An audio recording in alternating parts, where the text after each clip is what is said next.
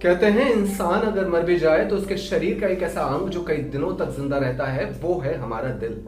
अगर हमें अपने शरीर में किसी अंग का सबसे ज्यादा ख्याल रखना है तो वो है हमारे दिल का।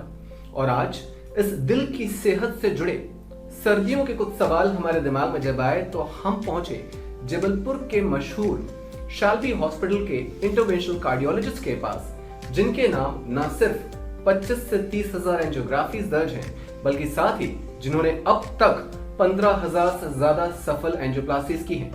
तो मैं बात कर रहा हूं शाल्बी हॉस्पिटल के मशहूर इंटरवेंशनल कार्डियोलॉजिस्ट डॉक्टर आशीष तिवारी सर की। नमस्कार सर, स्वागत है आपका हमारे स्टूडियो पर। नमस्कार। कैसे हैं सर आप? मैं ठीक हूं और ये सही मौका है सर्दियों के बारे में बात करने का, जब हार्ट के मरीज सबसे ज्यादा हमारे पास आते हैं। बिल्कुल सर, ये हमारे दिमाग में कुछ ऐसे आया कि सर्दियों का मौसम जैसे जैसे पड़ रहा था तो लोगों के फोन हमारे पास आने लगे कि अंकित भाई, पापा को ये तकलीफ हो रही है, मम्मी को ऐसा प्रॉब्लम हो रहा है, किसी को शोल्डर में पेन हो रहा है, किसी को चेस्ट पे पेन आ रहा है। तो हमारे दिमाग में आया कि कहीं ना कहीं ये कारण हार्ट से जुड़े हो सकते हैं। तो मैंने सोचा एक एक के सवालों का जवाब दूं, इससे अच्छा एक साथ सवालों के जवाब दूं।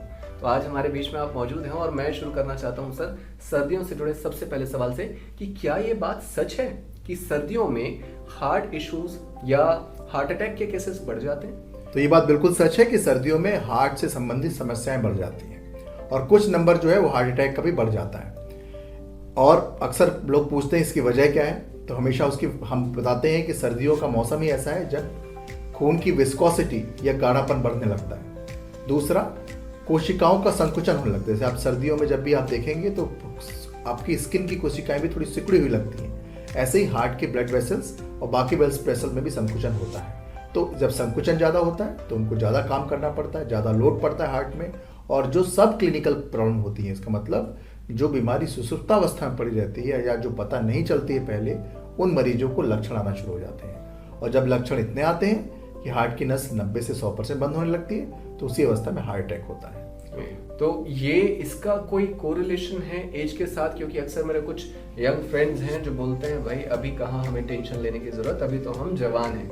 तो क्या ऐसा कुछ है कि ये एज के बेसिस पे डिफरेंशिएट होता है कि इस एज के लोगों को नहीं हो सकता हार्ट अटैक, इस एज के लोगों को हो सकता है? तो सबसे पहला मिथ जो हम बस्ट करना चाहेंगे आज के पॉडकास्ट में, हार्ट अटैक की कोई उम्र नहीं है। और स्पेशली अगर हम साउथ एशिया में रह रहे हैं, साउथ एशिया का मतलब इंडिया, पाकिस्तान, बांग्लादेश, श्रीलंका, नेपाल, यहाँ पर यंग हार्ट अटैक की बहुतायत है। ओके। और as compare to western counterpart, अगर हम वेस्टर्न काउंटर पार्ट से कंपेयर करें तो ये सारे में 10 से 15 साल हार्ट अटैक जल्दी हो रहा है। अच्छा। और इसको ब्राउन हार्ट बोलते हैं। इसका मतलब ब्राउन हार्ट ये साउथ एशियन की टर्म है।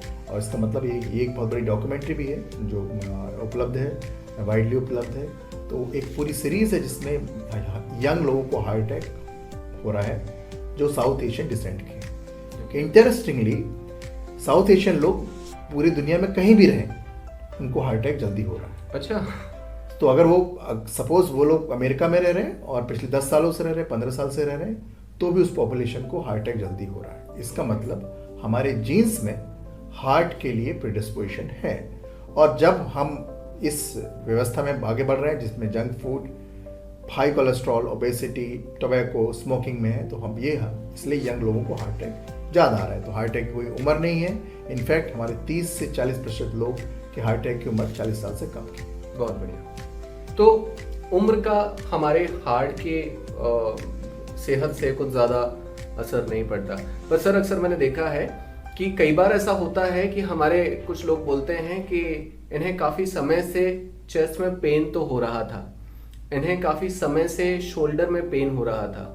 तो ऐसे कौन कौन से कॉमन सिम्टम्स हैं जो हमारे व्यूअर्स को पता होना चाहिए कि अगर आपको ये हो रहा है तो भाई आप हार्ट अटैक की कैटेगरी में आ सकते हैं? तो कुछ एक कॉमन सिम्टम्स आप हमें तो इन लक्षणों को वार्निंग साइन भी बोलते हैं। वार्निंग साइन, तो ये हार्ट अटैक के वार्निंग साइन होते हैं जिसमें अचानक सीने में भारीपन होना, अचानक सीने में दर्द होना, अचानक सांस फूलना या मूर्छा जैसे लगना या बेहोशी होना। तो ये एक वार्निंग साइन होते हैं। इनमें से अगर कोई भी आपके साथ हो रहा है तो ये हार्ट अटैक के लक्षण हो सकते हैं।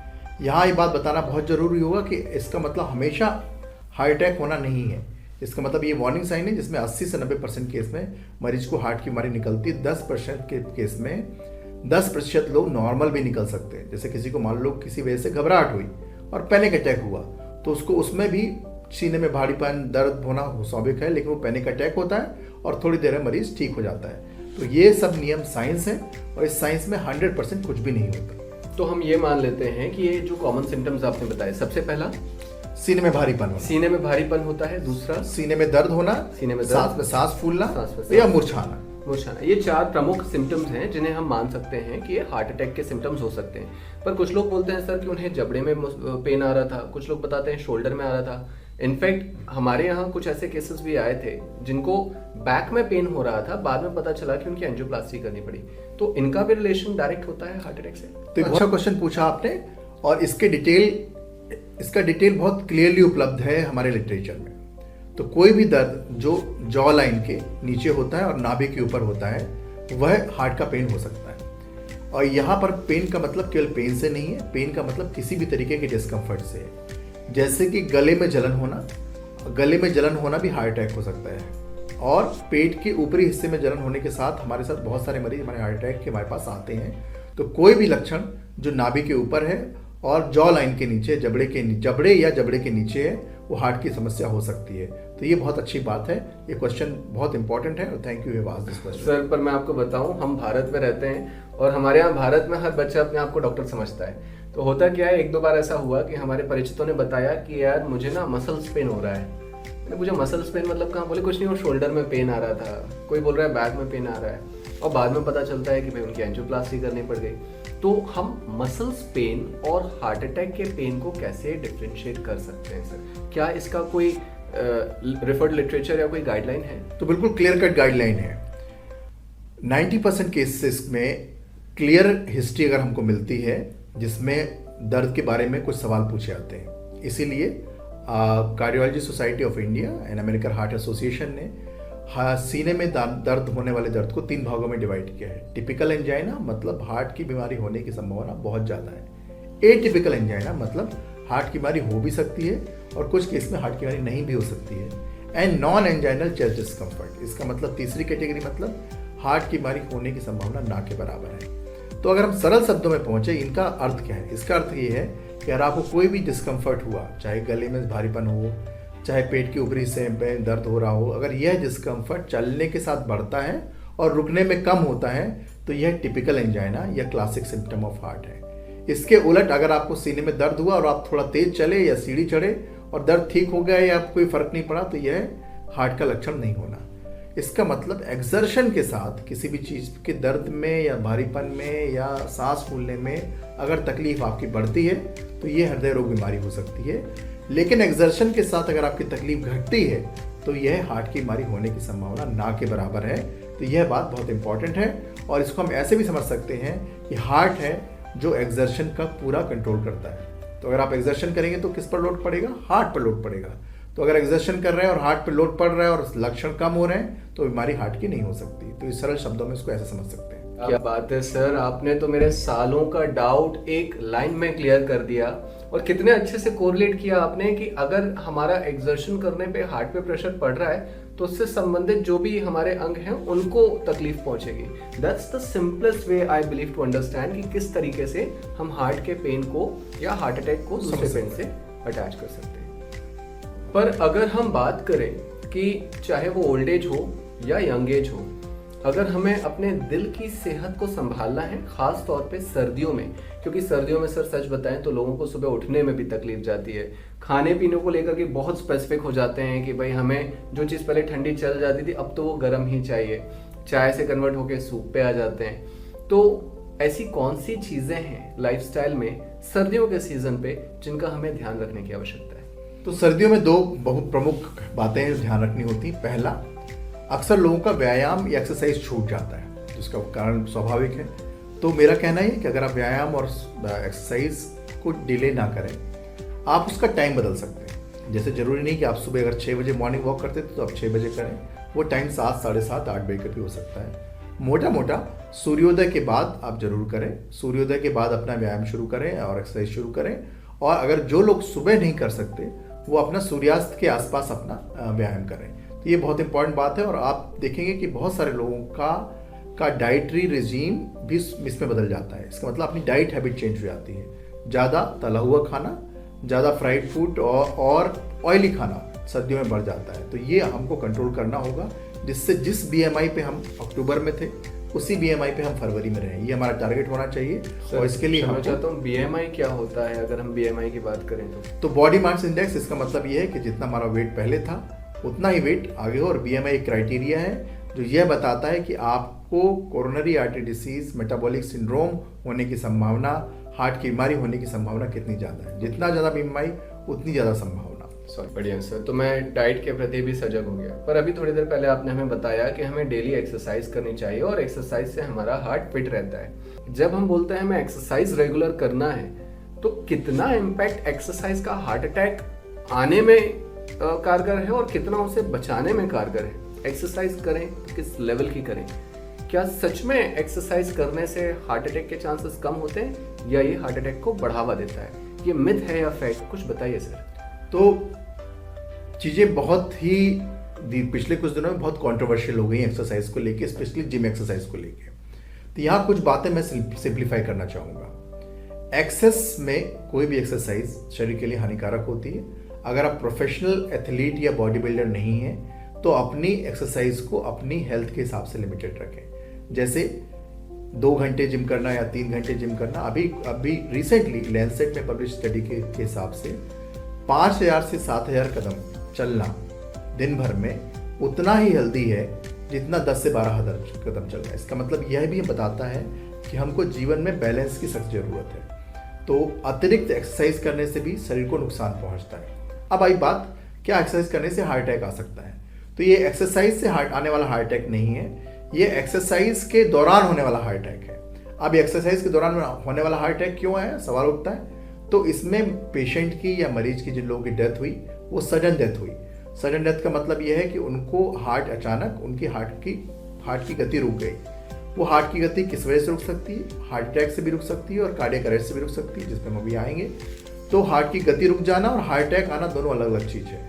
तो जब हार्ट की गति रुकती है तो उसके कई सारे मेटाबॉलिक कारण हो सकते हैं, जैसे हार्ट का मोटा हो जाना, मायोपैथी हो जाना, कोई म्यूटेशन हो जाना, और हार्ट में इस तरीके की चीज़ों का होना जेनेटिकली जो हार्ट की गति को एकदम बढ़ा देते हैं, जैसे वेंट्रिकुलर टैकीकार्डिया, वेंट्रिकुलर फिब्रिलेशन। तो ये सारी अचानक हुई मौतें हार्ट अटैक से नहीं हुई। हार्ट अटैक कैसे होता है? हार्ट अटैक हमेशा हार्ट की नसों के ब्लॉकेज से होता है, उसमें दर्द पहले होता है। तो उसमें से जो आपने जो नाम लिए उसमें से 2 सेलिब्रिटी को डेफिनेटली हार्ट अटैक प्रूव हुआ बाद में, लेकिन बाकी 2 को हार्ट अटैक प्रूव नहीं हुआ। तो हार्ट अटैक होने की वजह क्या हो सकती है कि उनके शरीर में जो कोलेस्ट्रॉल था, वो डिपॉजिट था, वो अचानक फट गया। अच्छा, अनस्टेबल कोलेस्ट्रॉल। तो अनस्टेबल कोलेस्ट्रॉल किस में होता है? स्मोकर्स में, डायबिटिक में, स्ट्रेस वाले में लोगों में। तो अगर आप कहीं ना कहीं जाएंगे, इन सारे लोगों को देखेंगे, तो हो सकता है आपको कोई ना कोई राज मिल जाए। चूंकि हम लोगों से सारे उनके डिटेल शेयर नहीं होते पर्सनल लाइफ के, और हमको उनकी पोस्टमार्टम रिपोर्ट भी नहीं पता है, तो ये कमेंट करना उनके लिए ठीक नहीं होगा। लेकिन अक्सर केस में जहाँ भी आप अचानक डेथ देखते हैं, उसमें कुछ प्रतिशत केस को छोड़ के बाकी सभी में कोई ना कोई कारण मिल जाता है। सर, बात अगर कंट्रोवर्सी की हो रही है तो मैं आपको बताऊं, एक और अभी स्टेटमेंट हमारे दिमाग में आया जो हमारे दिमाग में कंट्रोवर्सी क्रिएट कर देता है। अक्सर कोई बोलता है इनको कार्डियक अरेस्ट हुआ है, कोई बोलता है इनको हार्ट अटैक हुआ है। पर जब मैं आम जनता की बात करता हूं तो हम ये समझ नहीं पाते साहब कि कार्डियक अरेस्ट है कि हार्ट अटैक है। अगर मैं एक लेमन की तरह समझूं तो मैं कैसे डिफरेंशिएट करूं कि कार्डियक अरेस्ट और हार्ट अटैक होता क्या है? तो हार्ट अटैक, हार्ट के 2 पार्ट होते हैं। हार्ट अटैक में मसल होती है, जैसे हमारे शरीर के किसी भी हिस्से में मांसपेशियां होती हैं, जैसे हार्ट की मांसपेशियां होती हैं। उन मांसपेशियों को खून पहुंचाने वाली 3 मेन धमनियां होती हैं, जिनको आर्टरीज बोलते हैं। जो जब धमनियों में ब्लॉकेज होगा तब हार्ट अटैक होगा, सिंपल। और धमनियों में अगर ब्लॉकेज नहीं हो रहा है, सीधे मांसपेशियों का संकुचन बंद हो गया है, तो उसको कार्डियक अरेस्ट बोलते हैं। तो कार्डियक अरेस्ट संकुचन बंद होना होता है, और हार्ट अटैक हार्ट की धमनियों में ब्लड का प्रवाह बंद होना होता है। तो दोनों चीज़ें अलग अलग हैं। संकुचन बंद होने की कंडीशन में इससे प्री टर्मिनल स्टेट का मतलब अगले कुछ मिनट में मृत्यु तय है। जबकि हार्ट अटैक में रिजल्ट कैसे भी हो सकते हैं। हो सकता है वो मरीज आपके पास चल के ही आ जाए, मुझे दर्द हो रहा है, और हो सकता है वो एकदम से कोलैप्स अवस्था में आए, जिसमें भी टर्मिनल इवेंट क्या होगा, आखिरी इवेंट क्या होगा, कार्डियक अरेस्ट। तो हार्ट अटैक का आखिरी इवेंट कार्डियक अरेस्ट होता है, लेकिन इसका उल्टा ट्रू नहीं है। मैं इसको एक बार फिर से रिलेट करूंगा सर। ऑडियंस, मुझे लगता है जो डाउट मुझे हो रहा है वो ऑडियंस को भी होगा। हार्ट अटैक, हमारी धमनियां हैं, नली है, उसमें ब्लॉकेज आ गया, ब्लॉकेज की वजह से रक्त का प्रवाह रुका, वो हार्ट अटैक हुआ। Am I correct? बिल्कुल सही। ओके। और जब आपने बोला कार्डियक अरेस्ट, तो संकुचन बंद हो जाना, संकुचन हार्ट का संकुचन बंद हो जाने की बात कर रहे हैं हम यहाँ, या धमनियों का संकुचन? हार्ट का संकुचन एज इन पंपिंग बंद हो जाना। तो हार्ट अचानक से पंपिंग करना बंद कर दे, पर हार्ट पंपिंग करना बंद करता क्यों है सर? तो हार्ट की पंपिंग बंद होने के क्या कारण हो सकते हैं? पहला कारण एकदम से हार्ट की बीट खत्म हो जाना। अच्छा। हार्ट के अंदर इलेक्ट्रिकल सिस्टम होते हैं, तो हार्ट की धड़कन खत्म होगी तो हार्ट की संकुचन खत्म हो जाएगा। हार्ट की धड़कन एकदम से बढ़ जाना, जैसे 220 के रेट पे या 250 के रेट पे, नॉर्मल हार्ट रेट कितना 60 या 70 होता है। अगर 250 के हार्ट रेट पे एकदम से तेज धड़कन आई तो कुछ धड़कनों के बाद हार्ट बंद हो जाता है। और तीसरा इंपॉर्टेंट कारण, जब हार्ट अटैक के बाद बहुत देर तक इन्हीं धमनियों के द्वारा ब्लड सप्लाई नहीं होगी तो धीरे धीरे हार्ट की पंपिंग या हार्ट की कॉन्ट्रैक्टिलिटी खत्म हो जाएगी। ओके, ये इंपॉर्टेंट है। ओके सर, ये बहुत अच्छे से आपने एक्सप्लेन किया है, मस्त से। मतलब कई बार तो ऐसा लगता है कि कोई पूछे तो हम ही डॉक्टर बन के बता देंगे कि ऐसा ऐसा किया जा सकता है। बट सर, अगर मैं बात करूं, सर्दियों के सीजन में अक्सर हमारे घर पे कुछ, टचवुड मेरे फैमिली में सब स्वस्थ हैं, पर रिलेटिव्स में कुछ ऐसे हैं जिनको बीपी है, किसी को शुगर है, तो कोई स्ट्रेस से जूझ रहा है। तो सर्दियों के समय में बीपी, शुगर और एज, तीनों में से कौन सा ऐसा फैक्टर होता है जो ज्यादा डोमिनेंट हो जाता है, जिसकी वजह से हार्ट अटैक होने के चांसेस या कार्डियक अरेस्ट के चांसेस रहते हैं? कुछ बताएंगे? तो जैसे मैंने बताया कि सर्दियों में शिराओं का और धमनियों दोनों का संकुचन ज़्यादा होता है। जब संकुचन ज़्यादा होता है तो हार्ट को ज़्यादा, उतना ही ब्लड पंप करने के लिए हार्ट को ज़्यादा ताकत लगानी पड़ती है। अच्छा, ओके। तो आप समझ सकते हैं कि अगर ज़्यादा रेजिस्टेंस होगा तो हमको ज़्यादा ताकत लगानी पड़ेगी किसी भी चीज़ को, ब्लड को बाहर फेंकने के लिए, पंपिंग करने के लिए। और जब ऐसा होता है तो ब्लड प्रेशर बढ़ता है। ओके। इसलिए सर्दियों में ब्लड प्रेशर बढ़ने के केसेस बहुत ज़्यादा आते हैं हमारे पास। और हाइपरटेंशन की इमरजेंसी, हाइपरटेंशन की वजह से सांस फूलने वाले केस हमारे पास बहुत ज़्यादा आते हैं, और उनको हमको इसी तरीके से डील करना होता है कि रेगुलर ब्लड प्रेशर मॉनिटरिंग करें, दवाई का डोज एडजस्ट करें और अपने आप को गर्म रखें। सिमिलरली कोलेस्ट्रॉल, अक्सर मैंने बताया कि डाइट और एक्सरसाइज का कम होना और डाइट का बढ़ जाना सर्दियों में हमारे यहाँ भारत में चलन भी है, जिसमें हम लोग ज़्यादा वसा का सेवन करते हैं सर्दियों में, तो कोलेस्ट्रॉल का बढ़ना ये बहुत ज़्यादा होता है। और सिमिलरली अदर बीमारियों के रिस्क भी ज़्यादा होते हैं, जैसे कि एस्थमा, सीओपीडी, सब में। तो सर्दियों में शायद बीमारियों का ओवरऑल रिस्क थोड़ा सा ज़्यादा होता है और इन्फेक्शन वाली बीमारियों का रिस्क कम होता है। तो ये एक पैटर्न है जो कई सालों से फॉलो होता है। तो अगर मैं इसको ऐसे कंपेयर करूं कि कोई एजेड है, किसी को शुगर है और किसी को बीपी है, तो मेरे ख्याल से बीपी वाले लोग ज़्यादा रिस्क कैटेगरी में, डेंजर कैटेगरी में आ जाते हैं। बिल्कुल, परफेक्ट। पर सर, ये मॉडर्न ज़माना है, आजकल मैंने देखा है कि लोगों को बीपी, शुगर और एज का फैक्टर तो नहीं, पर नींद और स्ट्रेस का फैक्टर ज़्यादा असर करता है। तो अच्छा, और लोग इस बात को मानने के लिए तैयार भी नहीं होते कि ये जो रात रात भर फ़ोन में लगे रहते हैं, मैं दूसरों को क्यों बोलूँ, मैं खुद ही नहीं मान पाता कि रात भर मोबाइल में लगे रहना, नींद कम लेना, ये हमारी सेहत को बिगाड़ सकता है। पर इसका दिल की सेहत में कितना असर पड़ता है, कम नींद और स्ट्रेस का, ये बताइए सर प्लीज़। तो हार्ट, मैं हृदय रोग के हिसाब से बात करूंगा, और हृदय रोगों में डायरेक्ट रिलेशनशिप है नींद का कम होना और स्ट्रेस का। अच्छा। तो स्ट्रेस से इंड्यूस कार्डियोमायोपैथी जो एक नोन एंटाइटी है, इसका मतलब ये कि स्ट्रेस से ही हार्ट की पंपिंग कम हो जाती है। अच्छा। और मरीज की सांस फूलने और हार्ट अटैक के साथ आप मरीज आ जाता है। अरे। और इसको डिसेक्शन, नॉन स्टेमी एमआई और बहुत सारे होते हैं। तो स्ट्रेस से डायरेक्ट हार्ट अटैक भी आ सकता है, तो स्ट्रेस इतना खराब भी हो सकता है। दूसरा, नींद का बहुत इंपॉर्टेंट रिलेशनशिप है ब्लड प्रेशर कंट्रोल से। आप जानते हैं कि भारत में लगभग 25 से 30% पॉपुलेशन आज हाइपरटेंसिव है या उच्च रक्तचाप का शिकार है। नींद का पूरा ना होने पे 90% लोगों का ब्लड प्रेशर कंट्रोल नहीं होता। तो एक अच्छी नींद का होना बहुत जरूरी है। जैसे ही लोगों की नींद कम अच्छी होने लगती है, कई बार अनकंट्रोल ब्लड प्रेशर के मरीज भी अपना बीपी कंट्रोल हो जाता है, उनका भी बीपी कंट्रोल हो जाता है। तो ये नींद का होना बहुत जरूरी है। इसमें एक बहुत बड़ा हिस्सा जो आपने बताया कि मोबाइल या स्क्रीन का है, तो स्क्रीन से डेफिनेटली नींद की समस्या बहुत बढ़ गई है। तो उसका एक सरल उपाय जो हम लोग बात करते हैं, हम अगर किसी ऐसे जॉब में जहां हमारा फ़ोन हमारे पास होना ज़रूरी है और हमको मिडनाइट तक काम करना है, तो अलग बात है। जैसे कि इमरजेंसी केयर वाले लोग हो सकते हैं, कार्डियोलॉजिस्ट हो सकता है, इंटेंसिव केयर हो सकते हैं। अब उसके अलावा बाकी लोगों में अगर हम सूर्यास्त होने के बाद स्क्रीन का उपयोग कम करें या ना के बराबर करें, तो अधिकांश केस में नींद की समस्या खत्म हो जाती है। और कुछ मरीजों को हमने जब किताबों का बोला कि आप किताब के साथ पढ़ना शुरू करें, कोई टेक्स्ट पढ़ना शुरू करें, तो ऐसे लोगों का वही चीज़ अगर वो किताब में पढ़ने, जैसे कई लोग न्यूज़पेपर पढ़ते हैं या कोई टेक्स्ट पढ़ते हैं अपने मोबाइल में या लैपटॉप में, जब वो किताब में पढ़ते हैं तो उनकी नींद काफ़ी बेहतर हो जाती है। अच्छा। तो ये एक नुस्खा है जो बहुत सालों से चला आ रहा है। हमारे दादाजी, हाँ देखा हमने, किताबें पढ़ते पढ़ते नींद आ जाती है। तो ये नुस्खा है जो आज भी काम करेगा और भविष्य वो दूर नहीं है जहाँ पर क्लियर कट, जैसे ऑस्ट्रेलिया में गाइडलाइंस आ गई है कि 16 साल के नीचे सोशल मीडिया का उपयोग वर्जित है, तो ऐसे ही धीरे धीरे गाइडलाइंस इंडिया में भी आना चाहिए और धीरे धीरे आएंगी और बहुत जल्दी हम सुनेंगे कि यस ये गाइडलाइंस है, ये करना चाहिए और ये बिल्कुल स्वास्थ्य के लिए हानिकारक है, including your screens, your media, your gadgets. I wish sir ऐसा बिल्कुल हो, पर हमारी जो जेनजी है ना सर, ये मानती नहीं है। तो ये जेनजी को भी मुझे बताना है एक बार कि ये जो आपने बोला एक अच्छी नींद जरूरी है, तो जब हम उनसे बोलते हैं कि अच्छी नींद ले लो तो जेनजीज बोलते हैं भैया 5 घंटे सो तो लिया हमने।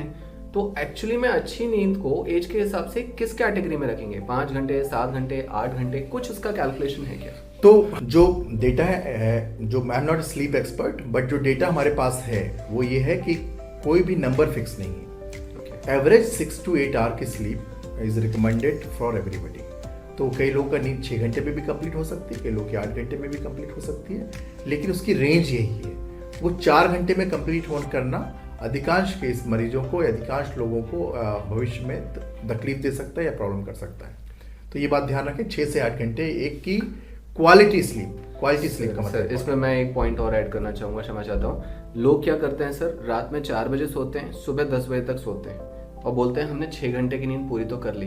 पर मैंने कहीं शास्त्रों में पढ़ा था कि जो एक्चुअल नींद होती है उस रात में 10 बजे से सुबह 4 बजे की होती है। तो ये फैक्ट है या मिथ है? नहीं, इसमें साइंस में और शास्त्रों में कोई क्लियर कट कंसेंसस नहीं है। तो ये कहना कि जो दिन में रात को लेट सो रहे हैं और दिन में नींद कंप्लीट कर रहे हैं वो पूरी तरीके से गलत है, ऐसा नहीं बोल सकते। लेकिन हाँ, अधिकांश चीज़ों में हमने देखा है कि हमारे शास्त्र अंततः सही निकलते हैं। तो आई विश कि ये इस केस में भी ऐसा ही हो। I wish sir. Thank you so much sir. तो आखिर में मैं बस इतना चाहूंगा कि इतनी सारी बातें आपने हमें बताई जो निश्चित हमारे सभी व्यूअर्स को अलर्ट करने के लिए काफी है। पर अगर हम अपने दिल की सेहत की बात करें, हमारे व्यूअर्स को कुछ सलाह जाने से पहले आप देना चाहें तो क्या देंगे दिल की सेहत का रास्ता? तो 2047 तक हम लोग प्रिवेंटिव कार्डियोलॉजी पे काम करना चाहते हैं। प्रिवेंटिव कार्डियोलॉजी का मतलब हार्ट की बीमारी आपको ना हो।